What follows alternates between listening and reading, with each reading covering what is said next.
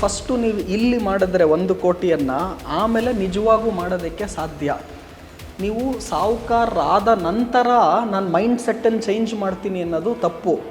ನೀವು first mind ಸೆಟ್ಟನ್ನು change ಮಾಡಿದ್ರೆ ದುಡ್ಡು ಆಟೋಮೆಟಿಕ್ಕಾಗಿ ಬರುತ್ತೆ. Income minus expenditure is equal to savings. So income ಜಾಸ್ತಿ ಮಾಡಿ ಎಕ್ಸ್ಪೆನ್ಸ್ ಕಡಿಮೆ ಮಾಡಿದ್ರೆ ಸೇವಿಂಗ್ಸ್ ಜಾಸ್ತಿ ಆಗುತ್ತೆ. ಈ ಸೇವಿಂಗ್ಸ್ನನ್ನು ಒಳ್ಳೆ ಕಡೆ ಹೂಡಿಕೆ ಮಾಡಿದ್ರೆ, ಇನ್ವೆಸ್ಟ್ಮೆಂಟ್ ಮಾಡಿದ್ರೆ ರಿಟರ್ನ್ ಬರುತ್ತೆ. ಇದಾಯಿತು ಅಂದರೆ ಶ್ರೀಮಂತರು ಆಗೇ ಆಗ್ತೀರಾ ಅಂತ ಹೇಳ್ತೀನಿ. ನಮ್ಮ ಹೆಣ್ಣು ಮಕ್ಕಳು ಅನೇಕ ಚಾರ್ಟರ್ಡ್ ಅಕೌಂಟೆಂಟ್ಗಳನ್ನು ಕೂಡ ಬೀಟ್ ಮಾಡಿಬಿಟ್ಟಿದ್ದಾರೆ ಬುದ್ಧಿವಂತಿಕೆಯಲ್ಲಿ. ಗೋಲ್ಡ್ ಕಳೆದ 1 ವರ್ಷದಲ್ಲಿ 40% ರಿಟರ್ನ್ ಕೊಟ್ಟಿದೆ. ಲಾಸ್ಟ್ 2 ವರ್ಷದಲ್ಲಿ 65% ರಿಟರ್ನ್ ಕೊಟ್ಟಿದೆ. ಯಾವ ಶೇರ್ ಮಾರ್ಕೆಟು ಕೊಟ್ಟಿಲ್ಲ, ಯಾವ ರಿಯಲ್ ಎಸ್ಟೇಟು ಕೊಟ್ಟಿಲ್ಲ, ಯಾವ ಚಾರ್ಟರ್ಡ್ ಅಕೌಂಟೆಂಟು ಬುದ್ಧಿ ಉಪಯೋಗಿಸಿ ಎಲ್ಲೆಲ್ಲಿ ಹೂಡಿಕೆ ಮಾಡಿದವರು ಇಂಥ ರಿಟರ್ನನ್ನು ಮಾಡಿಲ್ಲ. ಯೂತ್ಸ್ ಏನು ಮಾಡ್ತಿದ್ದಾರೆ ಅಂದರೆ, ನಾವು ಯಾಕೆ ಇವಾಗ ಕಷ್ಟಪಟ್ಟು ಕೆಲಸಕ್ಕೆ ಹೋಗಬೇಕು, ನಮ್ದು ಯಾವುದೋ ಒಂದು ಮೊಬೈಲ್ ಆ್ಯಪ್ ಇದೆ, ಇಲ್ಲೇ ನಾನೇನೋ ಶೇರ್ಸ್ ಟ್ರೇಡ್ ಮಾಡಿಕೊಂಡು ದುಡ್ಡು ಮಾಡ್ಕೊಬಿಡ್ತೀನಿ, ದಿನಕ್ಕೊಂದು 2,000 ರೂಪಾಯಿ ಇಲ್ಲೇ ಬಂದುಬಿಡುತ್ತೆ, ನಾನು ಕೆಲಸಕ್ಕೆ ಹೋದ್ರೆ ನನಗೆ ತಿಂಗಳಿಗೆ 15,000 ಕೊಡಲ್ಲ, ನಾನು ಈಸಿಯಾಗಿ ದುಡ್ಡು ಮಾಡಿಬಿಡ್ಬೋದು. ಈ ಯೂತ್ಸ್ ಏನು ತಿಳ್ಕೋಬೇಕು ಅಂದರೆ, ಈ ಇನ್ಕಮ್ ಯಾವುದು ಕನ್ಸಿಸ್ಟೆಂಟ್ ಇಲ್ಲ. ನಿಮ್ಗೊಂದು ದಿವಸ 5,000 ಬರುತ್ತೆ, ಇನ್ನೊಂದು ದಿವಸ 10,000 ಕಳ್ಕೊಂಬಿಟ್ಟಿರ್ತೀರ. ಸೊ ಫಸ್ಟು ನೀವೇನು ಮಾಡಬೇಕು, ನಿಮ್ಮ ಕಾಲ ಮೇಲೆ ನೀವು ನಿಂತ್ಕೋಬೇಕು. ಫಿಕ್ಸೆಡ್ ಇನ್ಕಮ್ ಸೋರ್ಸನ್ನು ನೀವು ಕಂಡಿಡ್ಕೋಬೇಕು. ದಿಢೀರ್ ಶ್ರೀಮಂತರಾಗುವಂತಹ ಏನೇನು ಇನ್ವೆಸ್ಟ್ಮೆಂಟ್ಸ್ಗಳಿದೆ ಅಲ್ಲೆಲ್ಲೂ ಮಾಡಬೇಡಿ. ಕೈಯಲ್ಲೊಂದು ಕೆಲಸ ಯಾವಾಗಲೂ ಹಿಡ್ಕೊಂಡಿದ್ದು ನಂತರ ಹೂಡಿಕೆ, ಇನ್ವೆಸ್ಟ್ಮೆಂಟ್ಸ್ ಇದೆಲ್ಲ ಮಾಡಿ. ಮಳೆ ಕೊಡೋದು ದೇವ್ರಿಚ್ಛೆ, ಜೋರಾಗಿ ಮಳೆ ಬರುತ್ತೆ.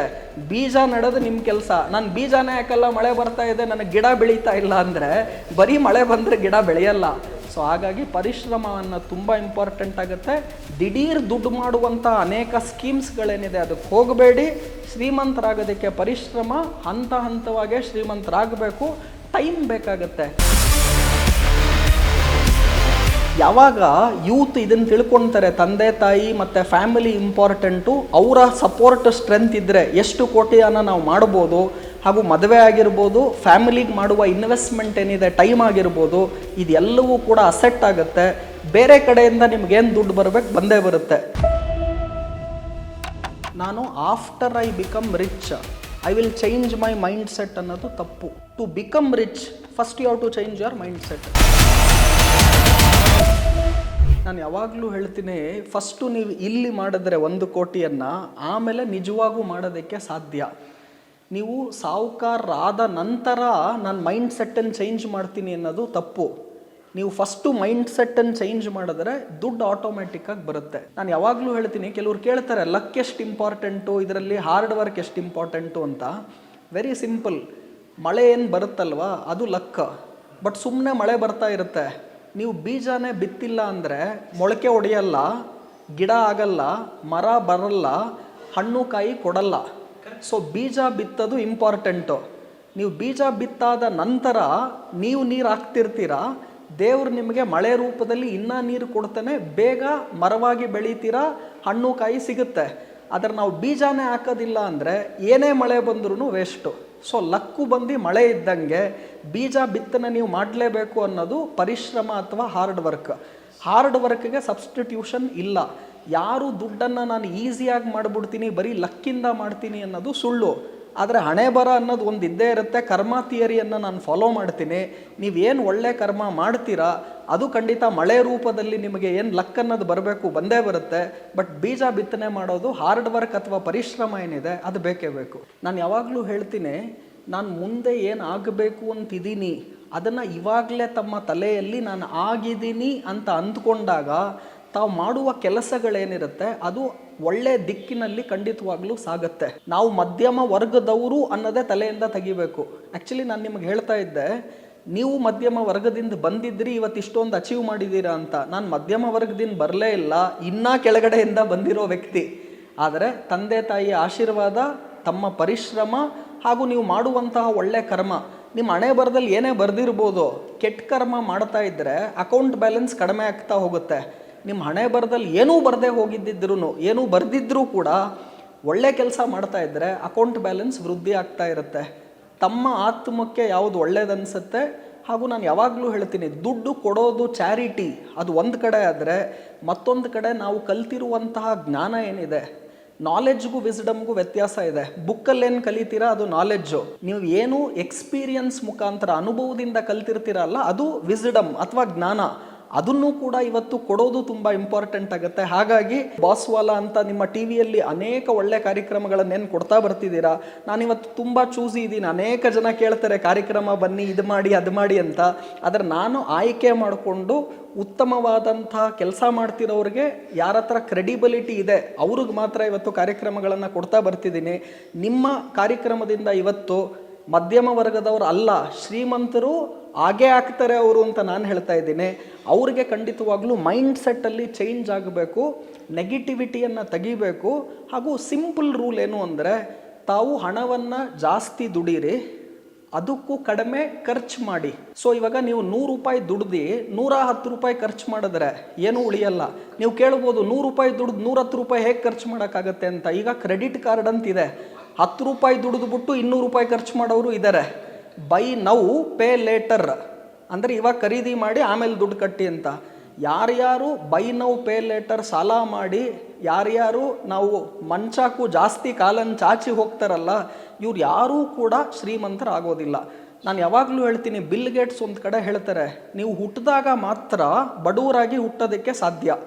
ನೀವು ಸಾಯುವಾಗಲೂ ಕೂಡ ಬಡವರಾಗಿ ಸಾಯ್ತಿದ್ದೀರಾ ಅಂದರೆ ಅದಕ್ಕೆ ನೀವೇ ಕಾರಣ. ಮನುಷ್ಯ ಹುಟ್ಟಿದಾಗ ಮಾತ್ರ ಬಡವನಾಗ್ಬೋದು, ಸಾಯುವಾಗ ಅವನು ಬಡವನಾಗಕ್ಕೆ ಸಾಧ್ಯ ಇಲ್ಲ. ಅವನು ಸಾಯುವಾಗೂ ಬಡವನಾಗಿ ಸಾಯ್ತಿದ್ದಾನೆ ಅಂದರೆ ಅದಕ್ಕೆ ಅವನೇ ಕಾರಣ ಅಂತ.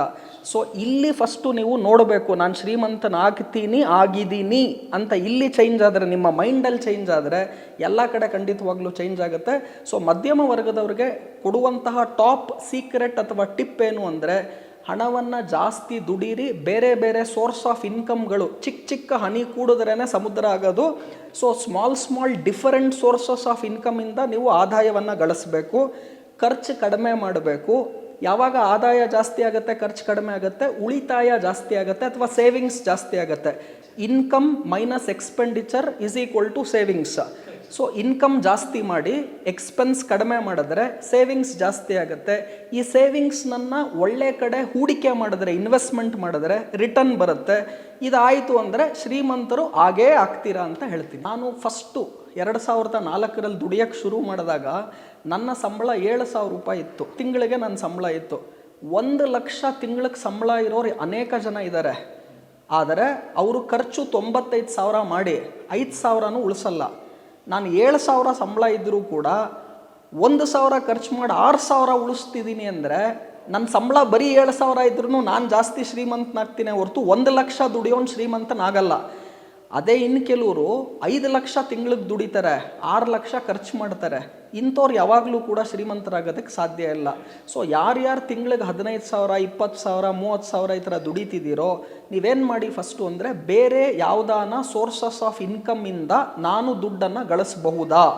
ಈಗ ನಾನು ಮಾರ್ನಿಂಗ್ ಬೆಳಗ್ಗೆ 9ರಿಂದ 5 ಗಂಟೆ ಕೆಲಸಕ್ಕೆ ಹೋಗ್ತಿರ್ತೀನಿ, ಸಾಯಂಕಾಲ ಪಾರ್ಟ್ ಟೈಮ್ ಏನಾನ ಮಾಡ್ಬೋದಾ, ಬೇರೆ ಬಿಸ್ನೆಸ್ಗೆ ನಾನು ಪಾರ್ಟ್ ಟೈಮ್ ತೊಡಗಿಸ್ಕೋಬೋದಾ, ಶನಿವಾರ ಭಾನುವಾರ ಕಷ್ಟ ಬೀಳ್ಬೋದಾ, ಇದೆಲ್ಲ ಯೋಚನೆ ಮಾಡಿ ಬೇರೆ ಸೋರ್ಸಸ್ ಆಫ್ ಇನ್ಕಮನ್ನು ಕಂಡಿಡ್ಕೊಂಡು ತಾವು ಮಾಡಬೇಕು. ಖರ್ಚನ್ನು ಕಡಿಮೆ ಮಾಡಬೇಕು. ಯಾವಾಗ ಇನ್ಕಮ್ ಜಾಸ್ತಿ ಆಗುತ್ತೆ, ಖರ್ಚು ಕಡಿಮೆ ಆಗುತ್ತೋ ಉಳಿತಾಯ ಜಾಸ್ತಿ ಆಗುತ್ತೆ, ಸೇವಿಂಗ್ಸ್ ಜಾಸ್ತಿ ಆಗುತ್ತೆ. ಅದನ್ನು ನೀವೇನು ಮಾಡಬೇಕು, ಉತ್ತಮ ಆದಾಯ ಅಥವಾ ರಿಟರ್ನ್ ಬರುವ ಕಡೆ ಇನ್ವೆಸ್ಟ್ ಮಾಡಬೇಕು. ನಾವೆಲ್ಲಿ ಇನ್ವೆಸ್ಟ್ ಮಾಡ್ಬೋದು, ನಮ್ಗೆ ಕಡಿಮೆ ದುಡ್ಡಿದೆ ನೋಡಿ, ಸಿಸ್ಟಮ್ಯಾಟಿಕ್ ಆಗಿ ತಿಂಗಳು ನೀವು ದುಡ್ಡನ್ನು ಮ್ಯೂಚುವಲ್ ಫಂಡಿಗೆ ಹಾಕ್ಬೋದು, ಲಾರ್ಜ್ ಕ್ಯಾಪ್ ಈಕ್ವಿಟಿ ಮಾರ್ಕೆಟ್ ಅಥವಾ ಶೇರ್ಸಲ್ಲಿ ಹಾಕ್ಬೋದು, ಅಥವಾ ನಾನು ಬ್ಯಾಂಕ್ ಡೆಪಾಸಿಟಲ್ಲಿ ರೆಕರಿಂಗ್ ಡೆಪಾಸಿಟ್ ಮಾಡ್ತೀನಿ ಅಂದರೆ ಅಲ್ಲೂ ಕೂಡ ತಾವು ಹಣವನ್ನು ಹಾಕ್ಬೋದು. ಪ್ರತಿ ದಿವಸ ನಾನು ಏನು ದುಡಿತೀನಿ ಅದರಲ್ಲಿ ಒಂಚೂರು ಉಳಿತಾಯ ಮಾಡ್ತೀನಿ. ಅದು ಎಸ್ಪೆಷಲಿ ಇವಾಗ ಹೇಳ್ತಿದ್ದೀನಿ, ನಮ್ಮ ಹೆಣ್ಣು ಮಕ್ಕಳು ಅನೇಕ ಚಾರ್ಟರ್ಡ್ ಅಕೌಂಟೆಂಟ್ಗಳನ್ನು ಕೂಡ ಬೀಟ್ ಮಾಡಿಬಿಟ್ಟಿದ್ದಾರೆ ಬುದ್ಧಿವಂತಿಕೆಯಲ್ಲಿ. ಗೋಲ್ಡ್ ಕಳೆದ 1 ವರ್ಷದಲ್ಲಿ 40% ರಿಟರ್ನ್ ಕೊಟ್ಟಿದೆ. ಲಾಸ್ಟ್ 2 ವರ್ಷದಲ್ಲಿ 65% ರಿಟರ್ನ್ ಕೊಟ್ಟಿದೆ. ಯಾವ ಶೇರ್ ಮಾರ್ಕೆಟು ಕೊಟ್ಟಿಲ್ಲ, ಯಾವ ರಿಯಲ್ ಎಸ್ಟೇಟು ಕೊಟ್ಟಿಲ್ಲ, ಯಾವ ಚಾರ್ಟರ್ಡ್ ಅಕೌಂಟೆಂಟು ಬುದ್ಧಿ ಉಪಯೋಗಿಸಿ ಎಲ್ಲೆಲ್ಲಿ ಹೂಡಿಕೆ ಮಾಡಿದವರು ಇಂಥ ರಿಟರ್ನನ್ನು ಮಾಡಿಲ್ಲ. ಅಂದರೆ ನಿಮ್ಮ ದುಡ್ಡನ್ನು, ಬಂಡವಾಳವನ್ನು ಯಾವಾಗಲೂ ಸೇಫ್ಟಿ ನೋಡಬೇಕು. ಬಂಡವಾಳನೇ ಸೇಫ್ ಇಲ್ಲ ಅಂದರೆ ರಿಟರ್ನ್ ಅಥವಾ ಆದಾಯ ಕಟ್ಕೊಂಡು ಏನು ಮಾಡ್ತೀರಾ? ಸೊ ಕ್ಯಾಪಿಟಲ್ ಸೇಫ್ಟಿಯನ್ನು ಯಾರು ನೋಡ್ಕೊಳ್ತೀರಾ, ಈ ವಿಂಗಡಣೆ ಮಾಡಿ ಹೂಡಿಕೆ ಮಾಡ್ತೀರಾ, ಸೇವಿಂಗ್ಸ್ ಜಾಸ್ತಿ ಮಾಡ್ತೀರಾ, ಇನ್ಕಮ್ ಸೋರ್ಸಸ್ ಜಾಸ್ತಿ ಮಾಡ್ಕೊಂಡು ಎಕ್ಸ್ಪೆನ್ಸಸ್ಸನ್ನು ಕಡಿಮೆ ಮಾಡ್ಕೊಳ್ತೀರಾ, ಇವ್ರು ಖಂಡಿತವಾಗ್ಲೂ ಶ್ರೀಮಂತರಾಗ್ತಾರೆ. ಶ್ರೀಮಂತರಾಗೋದಕ್ಕೆ ಟೈಮ್ ತೊಗೊಳುತ್ತೆ. ನಾಳೆ ಬೆಳಿಗ್ಗೆ ಶ್ರೀಮಂತರಾಗಬೇಕು ಅಂದ್ರೆ ಆಗಲ್ಲ. ತೆಂಡೂಲ್ಕರ್ ಹುಟ್ಟಿದಾಗ ತೆಂಡೂಲ್ಕರ್ ಆಗಲಿಲ್ಲ, ವಿರಾಟ್ ಕೊಹ್ಲಿ ಹುಟ್ಟಿದಾಗ ವಿರಾಟ್ ಕೊಹ್ಲಿ ಆಗಲಿಲ್ಲ, ಮುಖೇಶ್ ಅಂಬಾನಿ ಹುಟ್ಟಿದಾಗ ಮುಖೇಶ್ ಅಂಬಾನಿ ಆಗಲಿಲ್ಲ. ಆದರೆ ಅಟ್ಲೀಸ್ಟ್ ಮುಖೇಶ್ ಅಂಬಾನಿಗೆ ಅವ್ರ ತಂದೆ ಧೀರುಭಾಯ್ ಅಂಬಾನಿ ಇದ್ದರು. ನನಗೆ ಧೀರುಭಾಯ್ ಅಂಬಾನಿ ಥರ ತಂದೆ ಅಥವಾ ತಾತ ಯಾರು ಇರಲಿಲ್ಲ. ಆದರೂ ಕೂಡ ನಮ್ಮ ತಂದೆ ತಾಯಿ ಕೊಟ್ಟಿರುವ ಆಶೀರ್ವಾದ ಇದೆಯಲ್ಲ, ಅದು ಧೀರುಭಾಯ್ ಅಂಬಾನಿಗೂ ಜಾಸ್ತಿ ಕೊಟ್ಟಿದ್ದಾರೆ. ಹಾಗಾಗಿ ಅವ್ರ ಆಶೀರ್ವಾದ ಇದ್ದರೆ, ಒಳ್ಳೆ ಕರ್ಮ ಮಾಡಿದ್ರೆ ನಮಗೇನು ಬರಬೇಕು ಬಂದೇ ಬರುತ್ತೆ. ಯೂತ್ಸ್ ಏನು ಮಾಡ್ತಿದ್ದಾರೆ ಅಂದರೆ, ನಾವು ಯಾಕೆ ಇವಾಗ ಕಷ್ಟಪಟ್ಟು ಕೆಲಸಕ್ಕೆ ಹೋಗಬೇಕು, ನಮ್ದು ಯಾವುದೋ ಒಂದು ಮೊಬೈಲ್ ಆ್ಯಪ್ ಇದೆ, ಇಲ್ಲೇ ನಾನೇನೋ ಶೇರ್ಸ್ ಟ್ರೇಡ್ ಮಾಡಿಕೊಂಡು ದುಡ್ಡು ಮಾಡ್ಕೊಬಿಡ್ತೀನಿ, ದಿನಕ್ಕೊಂದು 2,000 ರೂಪಾಯಿ ಇಲ್ಲೇ ಬಂದುಬಿಡುತ್ತೆ, ನಾನು ಕೆಲಸಕ್ಕೆ ಹೋದ್ರೆ ನನಗೆ ತಿಂಗಳಿಗೆ 15,000 ಕೊಡಲ್ಲ, ನಾನು ಈಸಿಯಾಗಿ ದುಡ್ಡು ಮಾಡಿಬಿಡ್ಬೋದು. ಈ ಯೂತ್ಸ್ ಏನು ತಿಳ್ಕೊಬೇಕು ಅಂದರೆ, ಈ ಇನ್ಕಮ್ ಯಾವುದು ಕನ್ಸಿಸ್ಟೆಂಟ್ ಇಲ್ಲ. ನಿಮಗೊಂದು ದಿವಸ 5,000 ಬರುತ್ತೆ, ಇನ್ನೊಂದು ದಿವಸ 10,000 ಕಳ್ಕೊಂಬಿಟ್ಟಿರ್ತೀರ. ಸೊ ಫಸ್ಟು ನೀವೇನು ಮಾಡಬೇಕು, ನಿಮ್ಮ ಕಾಲ ಮೇಲೆ ನೀವು ನಿಂತ್ಕೋಬೇಕು, ಫಿಕ್ಸೆಡ್ ಇನ್ಕಮ್ ಸೋರ್ಸನ್ನು ನೀವು ಕಂಡಿಡ್ಕೋಬೇಕು. ನಾನು ಕೂಡ ಟೀಚಿಂಗ್ ಮಾಡಿಕೊಂಡು ತಿಂಗಳಿಗೆ ನನಗೆ 7,000 ಬರ್ತಿದ್ರು, ಅದು 7,000 ಫಿಕ್ಸೆಡ್ ಇತ್ತು. ಹಂತವಾಗಿ ನೀವು ಶ್ರೀಮಂತರಾಗಬೇಕು. ಯಾವಾಗಲೂ ದಿಢೀರ್ ಶ್ರೀಮಂತನಾಗ್ತೀನಿ ಅಂತ ಹೋದವರು ದಿಢೀರ್ ಅಂತ ಕೆಳಗಡೆ ಬೀಳ್ತಾರೆ. ಸೊ ಯೂತ್ ಏನು ತಿಳ್ಕೊಬೇಕು ಫಸ್ಟು ಅಂದರೆ, ನಮ್ಮಲ್ಲಿ ಏನು ಎಜುಕೇಷನ್ ಇದೆ, ಜ್ಞಾನ ಇದೆ, ಅದನ್ನು ಅವರು ಪಡ್ಕೋಬೇಕು. ಇವತ್ತು ಆಲ್ಟರ್ನೇಟಿವ್ ಎಜುಕೇಷನ್ ಅಂತ ನಾನು ಕರಿತೀನಿ. ಅಂದರೆ ನಿಮ್ಮ ಸ್ಕೂಲಲ್ಲಿ ಕಾಲೇಜಲ್ಲಿ ಇರುವಂತಹ ಸಿಲೆಬಸ್ ಏನಿದೆ ಅಥವಾ ನಿಮ್ಮ ಓದೇನಿದೆ ಅದು ಬಿಟ್ಟು ಬಿಸ್ನೆಸ್ ಕಲಿಯೋದಾಗಿರ್ಬೋದು, ಅಥವಾ ನಿಮ್ಮ ಜ್ಞಾನವನ್ನು ವೃದ್ಧಿಸ್ಕೊಳೋದಕ್ಕೆ, ಅದು ಎನಿ ಫೀಲ್ಡಲ್ಲಿ ಆಗಿರ್ಬೋದು, ಅದನ್ನು ನೀವು ಖಂಡಿತವಾಗ್ಲೂ ಮಾಡಿ. ಆಮೇಲೆ ದಿಢೀರ್ ಶ್ರೀಮಂತರಾಗುವಂತಹ ಏನೇನು ಇನ್ವೆಸ್ಟ್ಮೆಂಟ್ಸ್ಗಳಿದೆ ಅಲ್ಲೆಲ್ಲೂ ಮಾಡಬೇಡಿ. ಕೈಯಲ್ಲಿ ಒಂದು ಕೆಲಸ ಯಾವಾಗಲೂ ಹಿಡ್ಕೊಂಡಿದ್ದು ನಂತರ ಹೂಡಿಕೆ ಇನ್ವೆಸ್ಟ್ಮೆಂಟ್ಸ್ ಇದೆಲ್ಲ ಮಾಡಿ. ರಾಕೇಶ್ ಜುಂಜುನ್ವಾಲಾ ಅವರು CA ಮಾಡಾದ ಮೇಲೂ ಕೂಡ ಶೇರ್ ಮಾರ್ಕೆಟಿಗೆ ಬರೋಕ್ಕೆ ಮುಂಚೆ ಅವ್ರ ತಂದೆ ಹತ್ರ ಹೋಗ್ತಾರೆ, ನನಗೆ ಇನ್ವೆಸ್ಟ್ಮೆಂಟ್ಗೆ ಇಷ್ಟು ದುಡ್ಡು ಬೇಕು ಅದು ಇದು ಅಂದಾಗ ಅವ್ರು ಹೇಳ್ತಾರೆ, ತಂದೆ ನೀನು ಯಾಕೆ CA ಮಾಡಬೇಕಿತ್ತು ಅಂದರೆ, ಬೈ ಚಾನ್ಸ್ ಶೇರ್ ಮಾರ್ಕೆಟಲ್ಲಿ ನೀನು ಫೇಲ್ಯೂರ್ ಆದರೂ ಕೂಡ ನೀನು CA ಮಾಡಿರೋದ್ರಿಂದ ನೀನು ಎಲ್ಲೋ ಕೆಲಸಕ್ಕೆ ಹೋದರೆ ತಿಂಗಳಿಗೆ 1 ಲಕ್ಷಕ್ಕೇನು ಮೋಸ ಇಲ್ಲ. ಸೊ ಅವ್ರು CA ಮಾಡಿ ಆಮೇಲೆ ಶೇರ್ ಮಾರ್ಕೆಟಿಗೆ ಬಂದರು. ನಾನು ಅದೇ ಥರ CA ಮಾಡಿದೆ. ನಮ್ಮ ಶೇರ್ ಮಾರ್ಕೆಟ್ ಅಂದರೆ ರಿಸ್ಕು ಸಿಕ್ಕಾಪಟ್ಟೆ, ಮೇಲೆ ಕೆಳಗಡೆ 1000 ಜನದಲ್ಲಿ ಒಬ್ಬರು ಸಕ್ಸಸ್ಫುಲ್ ಆದರೆ ಕಷ್ಟ ಇದೆ. ಬೈ ಚಾನ್ಸ್ ನೀವು ಎಡವುದರೂ ಕೂಡ, ಅಥವಾ ನಿಮ್ಮ ಹಣೆ ಬರ ಇಲ್ಲಿ ಕ್ಲಿಕ್ ಆಗಲಿಲ್ಲ ಅಂದರೂ ಕೂಡ ನಮಗೆ ಕೆಲಸ ಇದೆ ಅನ್ನೋದಕ್ಕೆ CA ಮಾಡಿದ್ರಿ. ಅದೇ ಯೂತ್ ಇವತ್ತು ಯೋಚನೆ ಮಾಡಬೇಕು, ನನಗೆ ಬ್ಯಾಕಪ್ ಇದೆಯಾ, ಬೇರೆ ಯಾವುದಾನ ಫಿಕ್ಸೆಡ್ ಸೋರ್ಸ್ ಆಫ್ ಇನ್ಕಮ್ ಇದೆಯಾ, ಅದಾದ ನಂತರ ರಿಸ್ಕ್ ತೊಗೊಳೋಣ. ನಾನು ಯಾವಾಗಲೂ ಹೇಳ್ತೀನಿ, not taking calculated risk is the biggest risk of life. ಮನುಷ್ಯ ರಿಸ್ಕ್ ತಗೋಬೇಕು, ಆದರೆ ಅದು ಕ್ಯಾಲ್ಕುಲೇಟೆಡ್ ರಿಸ್ಕ್ ಆಗಿರಬೇಕು. ಈಗ ನನಗೆ ಯಾವುದು ಕ್ಯಾಲ್ಕುಲೇಟೆಡ್ ರಿಸ್ಕೋ ಅದು ನಿಮಗಿಲ್ಲದೆ ಇರ್ಬೋದು, ನಿಮಗದು ಡೇಂಜರಸ್ ಆಗಿರ್ಬೋದು. ಈಗ ಫಾರ್ ಎಕ್ಸಾಂಪಲ್ಲು ನಾನು 10 ಅಡಿ ಜಂಪ್ ಮಾಡ್ಬೋದು, ಅದು ನನಗೆ ಕ್ಯಾಲ್ಕುಲೇಟೆಡ್ ರಿಸ್ಕು. ಅದೇ 80 ವರ್ಷ ವಯಸ್ಸಾದವರು 1 ಅಡಿ ಜಂಪ್ ಮಾಡೋದೇನೆ ಅವ್ರಿಗೆ ಅದು ಡೇಂಜರಸ್ ಆಗಿರ್ಬೋದು. ಅದೇ ಒಬ್ಬರು ಹೈ ಜಂಪ್ ಮಾಡೋರು, ಲಾಂಗ್ ಜಂಪ್ ಮಾಡೋರು 20 ಅಡಿ ಕೂಡ ಜಂಪ್ ಮಾಡ್ಬೋದು. ನನಗೆ ಯಾವುದು ಡೇಂಜರಸ್ಸೋ ಇನ್ನೊಬ್ರಿಗೆ ಅದು ಕ್ಯಾಲ್ಕುಲೇಟೆಡ್. ಸೊ ನೀವು ಯಾವ ರಿಸ್ಕನ್ನು ತೊಗೋಬೋದು ಅದನ್ನು ಮಾತ್ರ ತೊಗೋಬೇಕು. ಜನ ಏನು ಮಾಡ್ತಾರೆ, ಕ್ರೆಡಿಟ್ ಕಾರ್ಡಲ್ಲಿ ನಮಗೆ 45 ಡೇಸು ಫ್ರೀಯಾಗೆ ಕ್ರೆಡಿಟ್ ಕೊಡ್ತಿದ್ದಾರೆ, ಬಡ್ಡಿ ಏನು ಕಟ್ಟಂಗಿಲ್ಲ, ಈಗ ದುಡ್ಡು ತೊಗೊಬಿಡೋಣ, ಅದನ್ನು ನಾನು ಶೇರ್ಗೋ ಎಲ್ಲೋ ಇನ್ವೆಸ್ಟ್ ಮಾಡಿಬಿಡ್ತೀನಿ, 30 ದಿವಸದ ಮೇಲೆ ರಿಟರ್ನ್ ಮಾಡಿಬಿಡ್ತೀನಿ, ಸಾಲನ ವಾಪಸ್ ಕೊಟ್ಬಿಡ್ತೀನಿ, ಬಡ್ಡಿ ಏನೂ ಇಲ್ಲ, ನಾನು ದುಡ್ಡು ಮಾಡಿಬಿಡ್ತೀನಿ. ಈ ಥರ ಶಾರ್ಟ್ಕಟ್ ಯಾರ್ಯಾರು ಹೋಗ್ತಾರಲ್ಲ ಅವ್ರು ಇನ್ವೆಸ್ಟ್ಮೆಂಟ್ ಮಾಡಿ ಹಾಕಿರೋ ಬಂಡವಾಳನೂ ಕಳ್ಕೊತಾರೆ. ಸಾಲ ಮಾಡಿದವ್ರಿಗೆ ಇಂಟ್ರೆಸ್ಟು ಕಟ್ಟಬೇಕಾಗತ್ತೆ, ಬಡ್ಡಿ ಮೇಲೆ ಬಡ್ಡಿ ಸೇರ್ಕೊಂಡು ಇವ್ರು ಏನೀಗಿದಾರೋ ಅಲ್ಲಿಂದ ಕೆಳಗಡೆ ನೆಲಕ್ಕೆ ಬಂದುಬಿಡ್ತಾರೆ. ಅಂದರೆ ಬಡವರಾಗಲ್ಲ, ಇನ್ನೂ ಕೆಳಗಡೆ ಬಂದ್ಬಿಟ್ಟು ಹೋಗ್ತಾರೆ. ಸೊ ಈ ಥರ ಯಾವುದೇ ಮಿಸ್ಟೇಕ್ಸ್ಗಳನ್ನು ಯೂತ್ಸ್ ಆಗಲಿ ಬೇರೆಯವರಾಗಲಿ ಮಾಡಬಾರ್ದು ಅಂತ ನಾನು ಹೇಳ್ತೀನಿ. ಲಕ್ಕಿ ಭಾಸ್ಕರ್ ಥರ ಅನೇಕ ಫಿಲಮ್ಗಳು, ಅನೇಕ ಈ ಚಿಕ್ಕ ಪುಟ್ಟ ಫಿಲಮ್ಸ್ಗಳು ಬಂದುಬಿಟ್ಟಿದೆ. ಇದಕ್ಕೆ ನಾನು ಉದಾಹರಣೆಗೆ ಒಂದು ಕೊಡ್ತಿದ್ದೀನಿ, ಯಾಕಂದರೆ ನಾನು ಲಕ್ಕಿ ಭಾಸ್ಕರ್ ನೋಡಿಲ್ಲ ಫಿಲಮ್ಮು. ಸೊ ಏನಾಗುತ್ತೆ ಅಂದರೆ, ಅಮೇರಿಕಾ ದೇಶದಲ್ಲಿ ಒಬ್ಬ 30 ದಿವಸದಲ್ಲಿ ನೀವು ಕೋಟ್ಯಾಧಿಪತಿ ಆಗಬೇಕಂದ್ರೆ ಏನು ಮಾಡಬೇಕು ಅಂತ ಒಂದು ಪುಸ್ತಕ ಬರೀತಾನೆ. ಸೊ ಆ ಪುಸ್ತಕ ಅವನೇನು ಬರೀತಾನೆ, ಜನ ಕ್ಯೂವಲ್ಲಿ ನಿಂತ್ಕೊಂಡು ಆ ಪುಸ್ತಕವನ್ನು ಖರೀದಿ ಮಾಡ್ತಾರೆ. ಯಾಕಂದರೆ 30 ದಿವಸದಲ್ಲಿ ಕೋಟ್ಯಾಧಿಪತಿ ಆಗೋಕ್ಕೆ ಎಲ್ಲರಿಗೂ ಇಷ್ಟ, ಎಲ್ಲರೂ ಆ ಪುಸ್ತಕನ ಖರೀದಿ ಮಾಡ್ತಾರೆ. 10 ಲಕ್ಷ ಕಾಪಿ ಒಂದೇ ಒಂದು ದಿವಸದಲ್ಲಿ ಸೇಲ್ ಆಗಿಬಿಡುತ್ತೆ. ಆಮೇಲೆ ಜನ ಪುಸ್ತಕ ಎಲ್ಲ ಓದಿದ್ಮೇಲೆ ಅವನನ್ನು ಕೇಳ್ತಾರೆ, ಆ ಪುಸ್ತಕ ಬರೆದವನನ್ನು, ಏನಯ್ಯ ನೀವು ಹೆಂಗೆ ಶ್ರೀಮಂತರು ಕೋಟ್ಯಾಧಿಪತಿ ಆಗೋದು ಅಂತ ಪುಸ್ತಕದಲ್ಲಿ ಬರೆದಿದ್ಯಾ, ನಾವೆಲ್ಲ ತೊಗೊಂಡ್ರಿ, ನಾವು ಎಲ್ಲಿ ಆಗಲೇ ಇಲ್ವಲ್ಲ ಅಂದರೆ ಅವ್ನು ಹೇಳ್ತಾನೆ, ಈ ಪುಸ್ತಕ ನೀವು ಖರೀದಿ ಮಾಡಿದ್ರಿ, ನಾನು ಶ್ರೀಮಂತನಾದೆ ಅಂತ ಹೇಳ್ತಾನೆ ಅವ್ನು ಪುಸ್ತಕ ಬರೆದವನು. ಸೊ ಲಕ್ಕಿ ಭಾಸ್ಕರ್ ಬಗ್ಗೆ ನನಗೆ ಗೊತ್ತಿಲ್ಲ, ಸಿನಿಮಾ ಮಾಡಿದವರಂತೂ ಖಂಡಿತವಾಗ್ಲೂ ಶ್ರೀಮಂತರಾಗಿರ್ತಾರೆ. ಯಾಕಂದ್ರೆ ಆ ಥರ ಈಸಿಯಾಗಿ ದುಡ್ಡು ಮಾಡ್ಬೋದು ಅಂತ ನೋಡೋರು ಅನೇಕ ಜನ ಇದ್ದಾರೆ. ಸೊ ಅವ್ರು ನೋಡೋರು ಕಾಸು ಕೊಟ್ಟಿರ್ತಾರೆ ಫಿಲಮ್ಗೆ. ಸೊ ನಾನು ನಿಮಗೇನು ಹೇಳ್ತೀನಿ, ಇವತ್ತು ಯೂಟ್ಯೂಬಲ್ಲಾಗಿರ್ಬೋದು ಅಥವಾ ಚಾನಲ್ಗಳ ಟಿ ವಿಲಲ್ಲಾಗಿರ್ಬೋದು ಅನೇಕ ಕಾರ್ಯಕ್ರಮಗಳು ಬರ್ತಾ ಇದೆ. ಒಳ್ಳೆ ಕಾರ್ಯಕ್ರಮಗಳು ಲಕ್ಷದಲ್ಲಿ ಒಂದು ಬರ್ತಾ ಇದೆ. ಜನ ಇವತ್ತು ಒಳ್ಳೆ ಕಾರ್ಯಕ್ರಮ ನೋಡ್ತಾರೋ ನೋಡಲ್ವೋ, ಆ ಕೆಟ್ಟ ಕಾರ್ಯಕ್ರಮಗಳನ್ನು ನೋಡೋದು ನಿಲ್ಲಿಸಿದ್ರೆ ಈ ಮೈಂಡ್ ಫ್ರೆಶ್ ಆಗುತ್ತೆ, ಪಾಸಿಟಿವ್ ಆಗುತ್ತೆ. ನಾನು ಯಾವಾಗಲೂ ಹೇಳ್ತೀನಿ, ಜಿಮ್ ರಾನ್ ಒಂದು ಕಡೆ ಹೇಳ್ತಾರೆ, you are on average of 5 people with whom you spend most of your time. ಅಂದರೆ ನೀವೇನು ಅಂತ ನಾನು ಹೇಳ್ತೀನಿ, ನೀವು 5 ಜನ ಹೈಯೆಸ್ಟ್ ಯಾರ ಜೊತೆ ಟೈಮ್ ಸ್ಪೆಂಡ್ ಮಾಡ್ತೀರಾ ಅಂತ ನನಗೆ ಹೇಳಿ ಅಂತ ಹೇಳ್ತಾರೆ. ಈಗ ನೀವೇನಾನ 5 ಜನ ಹೈಯೆಸ್ಟ್ ನೀವು ಯಾರ ಜೊತೆ ದಿನ ಟೈಮ್ ಸ್ಪೆಂಡ್ ಮಾಡ್ತೀರಾ, ಅವ್ರ 5 ಜನದಲ್ಲಿ 1 ನಾರಾಯಣ್ ಮೂರ್ತಿ, 2 ಮುಖೇಶ್ ಅಂಬಾನಿ, 3 ಬಿಲ್ ಗೇಟ್ಸ್, 4 ನರೇಂದ್ರ ಮೋದಿ, 5 ರುದ್ರಮೂರ್ತಿ. ನೀವೇನು ಅಂದರೆ ಆ್ಯಾವರೇಜ್ ಆಫ್ ದೀಸ್ 5 people. ಯಾಕೆ ಅಂದರೆ ನೀವು ಇವ್ರು 5 ಜನದ ಹತ್ರ ಮಾತಾಡ್ತಿದ್ದಾಗ ಅವ್ರು ದಿನ ಏನು ಮಾತಾಡ್ತಾರೆ ಅಂದರೆ, ಓಕೆ ನಾವು ಜೀವನದಲ್ಲಿ ಹೇಗೆ ಮೇಲೆ ಬರಬೇಕು, ಸಕ್ಸಸ್ ನಮ್ಗೆ ಹೇಗೆ ಸಿಗುತ್ತೆ, ನಾವು ಬಿಸ್ನೆಸ್ ಹೇಗೆ ಮಾಡಬೇಕು, ಅವ್ರ ಥಿಂಕಿಂಗ್ ಈ ಥರ ಇರುತ್ತೆ. ನೀವು ಅವ್ರ ಜೊತೆ ಇದ್ದರೆ ನೀವು ಹಂಗೆ ಆಗ್ತೀರಾ. ಅದೇ ನೀವು 5 ಜನ ದಡ್ರ ಜೊತೆ ಇದ್ದರೆ, ಇಡಿಯಟ್ಸ್ ಜೊತೆ ಇದ್ದರೆ, ನೀವು ಆ್ಯಾವರೇಜ್ ಇಡಿಯಟ್ ಆಗ್ತೀರಾ. ಈ ರಾಜ್ಕುಮಾರ್ದು ಒಂದು ಫಿಲಮ್ ನೋಡ್ಬೇಕು, ಡಬಲ್ ಆ್ಯಕ್ಟಿಂಗಲ್ಲಿ ಅವ್ರು ಒಂದು ಕಡೆ ಮೇಸ್ಟ್ರಾಗಿರ್ತಾರೆ, ಇನ್ನೊಂದು ಕಡೆ ಅವ್ರ ಕಳ್ಳನ ಜೊತೆ ಸೇರ್ಕೊಂಡು ಒಂದು ಗ್ರೂಪಲ್ಲಿ ಇರ್ತಾರೆ. Double acting film. ಆ ಫಿಲಮ್ ಮರ್ತು ಬಿಟ್ಟಿದ್ದೀನಿ ನಾನು. ಈ ಕಳ್ಳನ ಜೊತೆ ಸೇರಿರೋರು ಚಿಕ್ಕ ಮಗುವಿಂದ ಏನಾಗ್ತಾನೆ ಅಂದರೆ ಅವನು ಒಬ್ಬ ಕಳ್ಳ ಆಗ್ತಾನೆ. ಈ ಯಾರು ಮೇಸ್ಟ್ರಾಗಿ ಒಳ್ಳೆಯವ್ರ ಸಂಘ ಮಾಡಿರ್ತಾರೋ ಅವ್ರು ಒಳ್ಳೆಯ ಟೀಚರ್ ಆಗ್ತಾರೆ. ಸೊ ಇಲ್ಲಿ ನೀವು ಯಾರ ಸಂಘ ಮಾಡ್ತೀರೋ ಅನ್ನೋದು ಇಂಪಾರ್ಟೆಂಟು. ಸೊ ಹಾಗಾಗಿ ನಾನು ಏನು ಹೇಳ್ತೀನಿ, ಸೊ ಈ ಯೂತ್ಸ್ ಎಸ್ಪೆಷಲಿ ನಾವು ಈ ದಿಢೀರ್ ಶ್ರೀಮಂತರಾಗ್ಬಿಡ್ತೀವಿ.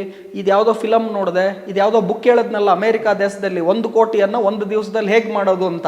ಆ ಬುಕ್ ಬರ್ದವ್ನು ಶ್ರೀಮಂತ ಆಗ್ಬಿಟ್ಟ 1 ದಿವಸದಲ್ಲಿ, ಓದ್ದವ್ರು ಯಾರೂ ಆಗಲಿಲ್ಲ. ಸೊ ಹಾಗಾಗಿ ಈ ಥರ ಮೋಸ ಹೋಗದೆ ನೋಡಿ, ಫಿಲಮನ್ನು ಎಂಟರ್ಟೈನ್ಮೆಂಟಿಗೆ ನೋಡಿ.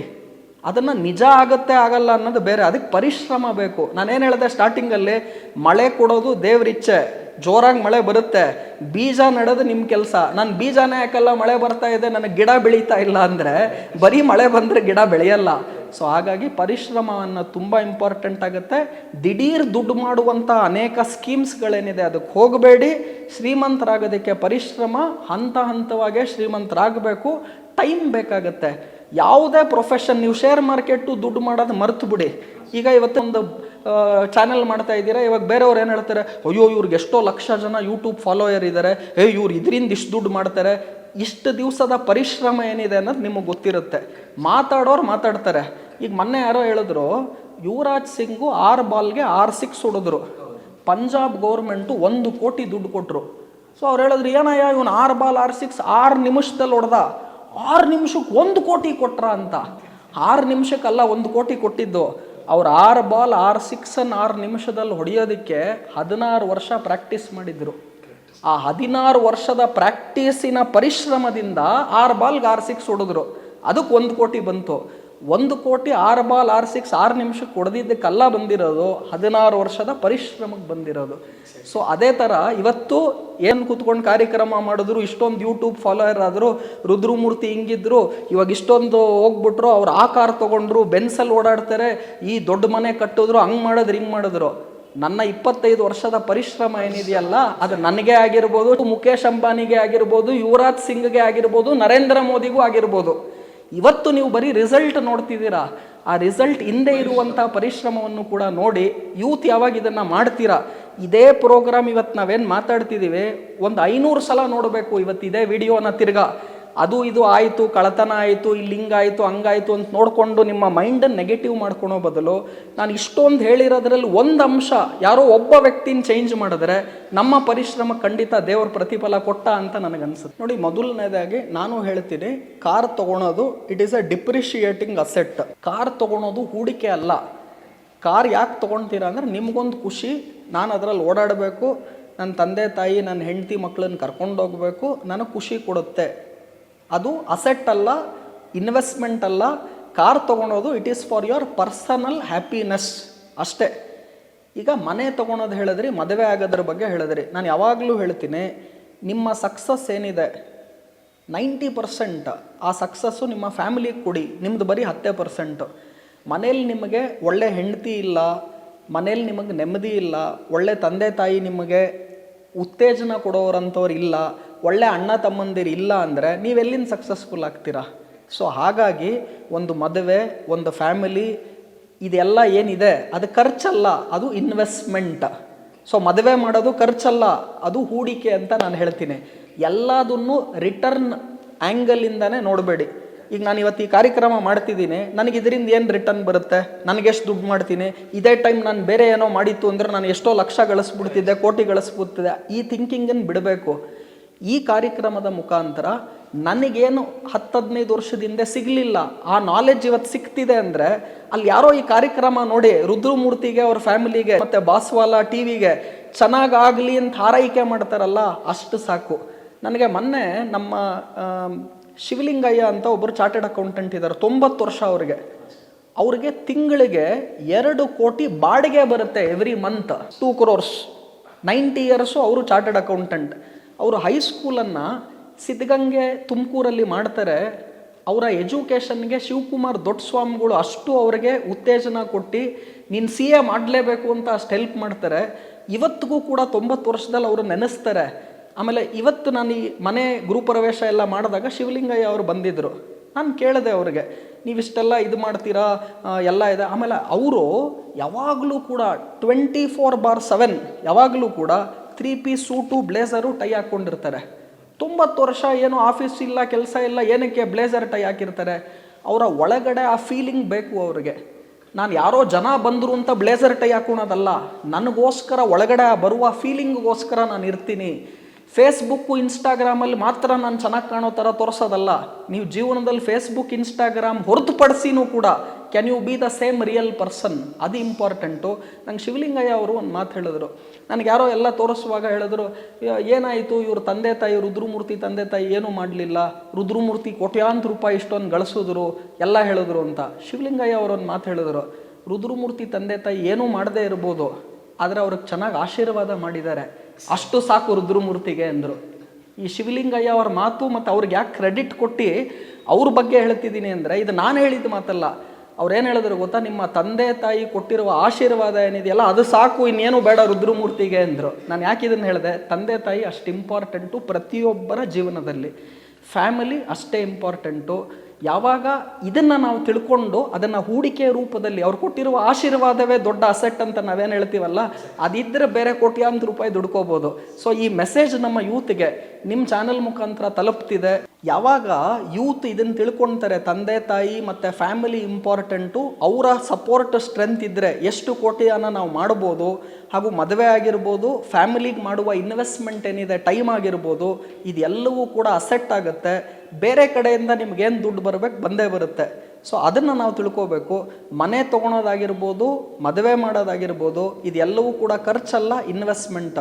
ಕಾರು ನಿಮ್ಮ ಪರ್ಸನಲ್ ಬೆನಿಫಿಟ್ಗೋಸ್ಕರ, ಒಂದು ಸಂತೋಷಕ್ಕೋಸ್ಕರ ತಗೊಳ್ತಿದ್ದೀರಾ, ಇಲ್ಲಿಗೆ ನೀವು ಖಂಡಿತವಾಗ್ಲೂ ಅಸೆಟ್ಟನ್ನು ಕ್ರಿಯೇಟ್ ಮಾಡ್ತಿದ್ದೀರಾ ಅಂತ ಮೈಂಡ್ ಸೆಟ್ಟಲ್ಲಿ ಯೋಚನೆ ಮಾಡಬೇಕು. ಪ್ಯಾಸಿವ್ ಇನ್ಕಮ್ ಅಂದರೆ ಏನು ಅಂದರೆ, ನೀವು ಮಲಗಿದ್ದಾಗಲೂ ಕೂಡ ನಿಮಗೆ ದುಡ್ಡು ಬರ್ತಾ ಇರುತ್ತೆ ಬ್ಯಾಂಕ್ ಅಕೌಂಟ್ಗೆ ಅನ್ನೋದು ಪ್ಯಾಸಿವ್ ಇನ್ಕಮ್ಮು. ವರ್ಕಿಂಗ್ ಇನ್ಕಮ್ ಅಂದರೆ ಏನು ಅಂದರೆ, ನಾನು ಕೆಲಸ ಮಾಡ್ತೀನಿ, ನನಗೆ ದುಡ್ಡು ಬರುತ್ತೆ. ಈಗ ನಾನು ಇನ್ಫೋಸಿಸಲ್ಲಿ ಉದಾಹರಣೆಗೆ ಕೆಲಸಕ್ಕೆ ಹೋಗ್ತಿದ್ದೀನಿ, ನಂಗೆ ತಿಂಗಳಿಗೊಂದು 30,000 ಸಂಬಳ ಬರುತ್ತೆ. ನಾನು ಕೆಲಸಕ್ಕೆ ಹೋಗಲಿಲ್ಲ ಅಂದ್ರೆ ಸಂಬಳ ಬರಲ್ಲ. ಈ ಕೋವಿಡ್ ಆದಾಗ ವರ್ಕ್ ಫ್ರಮ್ ಹೋಮ್ ಆಯಿತು, ಅಟ್ಲೀಸ್ಟ್ ಮನೆಯಿಂದ ಕೆಲಸ ಮಾಡಬೇಕು. ನೀವು ಮನೆಯಿಂದನೂ ನನಗೇನೂ ಕೆಲಸ ಮಾಡಲ್ಲ ಅಂದರೆ ಸಂಬಳ ಬರಲ್ಲ. ಇದು ವರ್ಕಿಂಗ್ ಇನ್ಕಮ್. ಪ್ಯಾಸಿವ್ ಇನ್ಕಮ್ ಅಂದ್ರೇನು, ನೀವೇನೂ ಕೆಲಸ ಮಾಡದೇ ಇದ್ರೂ ದುಡ್ಡು ಬರುತ್ತೆ. ಹೇಗೆ? ಈಗ ನಂದೊಂದು ಪ್ರಾಪರ್ಟಿ ಇದೆ ಮಲ್ಲೇಶ್ವರಮಲ್ಲಿ, ನಾನು ಅದನ್ನು ಬಾಡಿಗೆ ಕೊಟ್ಟಿದ್ದೀನಿ, ತಿಂಗಳಿಗೆ ನನಗೊಂದು 5 ಲಕ್ಷ ಅದರಿಂದ ಬಾಡಿಗೆ ಬರುತ್ತೆ. ನಾನು ನಿದ್ದೆ ಮಾಡ್ತಾ ಇದ್ದರೂ ಕೂಡ ನನಗೆ 5 ಲಕ್ಷ ತಿಂಗಳಿಗೆ ಬಾಡಿಗೆ ಬರುತ್ತೆ. ಕಾನಾ ಪೀನಾ ಸೋನಾ ಮಾಡಿದ್ರು ಕೂಡ, ಕಾನಾ ಪೀನಾ ಸೋನಾ ಮಾಡಿದ್ರು ಕೂಡ ತಿಂಗಳಿಗೆ ನಂಗೆ 5 ಲಕ್ಷ ರೂಪಾಯಿ ಬಾಡಿಗೆ ಬರುತ್ತೆ. ಇದು ಪ್ಯಾಸಿವ್ ಇನ್ಕಮ್. ಆದರೆ ನಮ್ಮ ಯೂತ್ ಏನು ತಿಳ್ಕೋಬೇಕು, ಇವತ್ತದು ನನಗೆ ಪ್ಯಾಸಿವ್ ಇನ್ಕಮ್, ಬಟ್ ಆ ಪ್ರಾಪರ್ಟಿ ತೊಗೊಳೋದಕ್ಕೆ ಮುಂಚೆ ನಾನು ವರ್ಕ್ ಮಾಡಿದ್ದೀನಿ.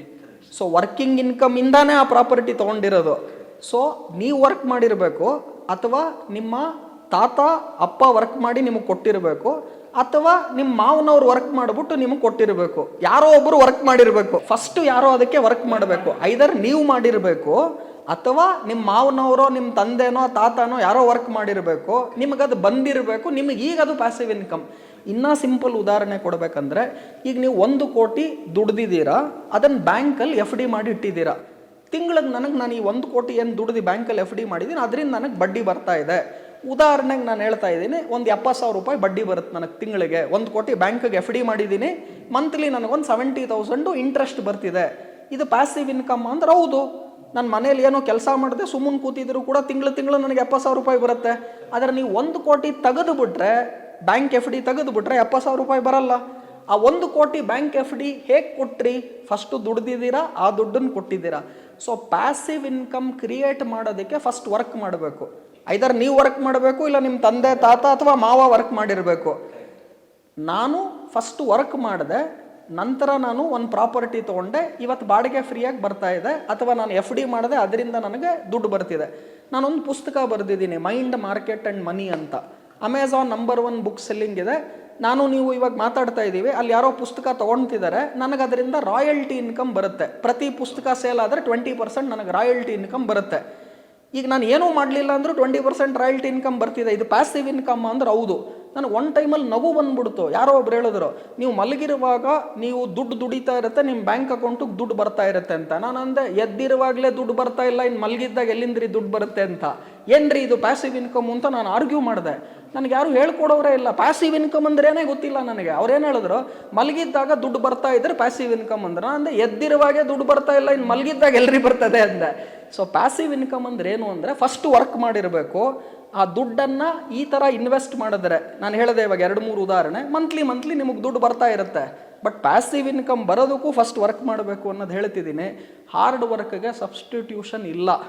ಸೊ ಯಾರಿಗೆ ಸಕ್ಸಸ್ ಬೇಕು ಅಂತಿದೆ, ಫಸ್ಟು ನೀವು ತಿಳ್ಕೋಬೇಕು, ನೀವು ಇದೆಲ್ಲ ಮಾಡ್ತಿರೋದು ನಿಮಗೋಸ್ಕರ, ನಿಮ್ಮ ಫ್ಯಾಮಿಲಿಗೋಸ್ಕರ. ಇವತ್ತು ನಿಮಗೇನು ಹ್ಯಾಪಿನೆಸ್ ಇದೆ, ಅದಕ್ಕೆ ನೀವು ವರ್ಕ್ ಮಾಡಬೇಕು. ಯೂತ್ಗೊಂದು ಸಿಂಪಲ್ ಲಾಸ್ಟ್ ಮೆಸೇಜ್ ಹೇಳ್ಬಿಡ್ತೀನಿ. ಅವ್ರಿಗೆ 2 ಆಪ್ಷನ್ ಇದೆ. 5 ವರ್ಷ ಕಷ್ಟ ಬಿದ್ದು ಓದಿ, ಒಳ್ಳೆ ಕೆಲಸ ತಗೊಳ್ಳಿ, ಚೆನ್ನಾಗಿ ದುಡ್ಡು ಮಾಡಿ, 50 ವರ್ಷ ಖುಷಿಯಾಗಿರಿ. ಇಲ್ಲ 5 ವರ್ಷ ಆಟ ಆಡಿ, 50 ವರ್ಷ ಕಷ್ಟ ಬೀಳಿ.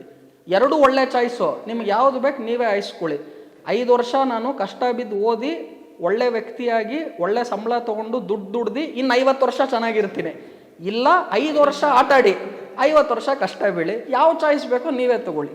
ನಾನು after I become rich I will change my mind set ಅನ್ನೋದು ತಪ್ಪು. To become rich first you have to change your mind set. ಶ್ರೀಮಂತರಾದ ನಂತರ ನಾನು ನನ್ನ ಯೋಚನೆ ಆಲೋಚನೆಗಳನ್ನು ಬದಲಾಯಿಸ್ತೀನಿ ಅನ್ನೋದು ಸುಳ್ಳು. ಮೊದಲು ನಿಮ್ಮ ಯೋಚನೆ ಆಲೋಚನೆಗಳನ್ನು ಬದಲಾಯಿಸಿರಿ, ಶ್ರೀಮಂತರ ಆಟೋಮ್ಯಾಟಿಕ್ಕಾಗಿ ಆಗ್ತೀರಾ ಅಂತ ಹೇಳ್ತೀನಿ. ಈ ಕಾರ್ಯಕ್ರಮ ನೋಡಿದವರು ಅವರು ಮಧ್ಯಮ ವರ್ಗದವರು ಅನ್ನೋದು ಫಸ್ಟ್ ಅವ್ರ ತಲೆಯಿಂದ ತೆಗಿಬೇಕು. ಶ್ರೀಮಂತರಾಗ್ತೀನಿ ಅಂತ ಫಸ್ಟು ನಂಬಿಕೆ ನಿಮಗೆ ಬಂದರೆ, ಆಮೇಲೆ ದೇವ್ರಿಗೆ ನಿಮ್ಮ ಮೇಲೆ ನಂಬಿಕೆ ಬರುತ್ತೆ. ನಿಮಗೆ ನಂಬಿಕೆ ಇಲ್ಲ ಅಂದರೆ ದೇವ್ರಿಗಲ್ಲ, ನನಗಲ್ಲ, ಯಾರಿಗೂ ನಂಬಿಕೆ ಬರೋದಿಲ್ಲ. ಸೊ ಈ ಕಾರ್ಯಕ್ರಮದ ಮುಖಾಂತರ ಅವ್ರು ಏನು ನಂಬರ್ 1 ಪಾಯಿಂಟ್ ಕಲ್ತರು ಅನ್ನೋದು ನಮ್ಮ ಆಡಿಯನ್ಸ್ ಕೆಳಗಡೆ ಕಮೆಂಟ್ ಸೆಕ್ಷನಲ್ಲಿ ಬರೀಲಿ. ಅವ್ರಿಗೆ ಏನಾನ ಪ್ರಶ್ನೆ ಇದ್ದರೂ ಅದನ್ನು ಬರೀಲಿ. ಮುಂದಿನ ಎಪಿಸೋಡ್ಗಳಲ್ಲಿ ನಾವು ಅವ್ರಿಗೆ ಉತ್ತರ ಕೊಡೋಣ. ನನಗೆ ಅವರ ಲೈಫ್ ಚೇಂಜ್ ಆಗಬೇಕು, ಅವ್ರಿಗೆ ಸಕ್ಸಸ್ ಸಿಕ್ಕಿದ್ರೆ ಅದೇ ನನ್ನ ಸಕ್ಸಸ್, ನಿಮ್ಮ ಸಕ್ಸಸ್ ಅಂತ ತಿಳ್ಕೊಂಡು ಈ ಕಾರ್ಯಕ್ರಮದಲ್ಲಿ ಅವ್ರ ಕಮೆಂಟ್ಸ್ಗೋಸ್ಕರ ನಾವು ನೋಡೋಣ. Boss Vala, B the boss.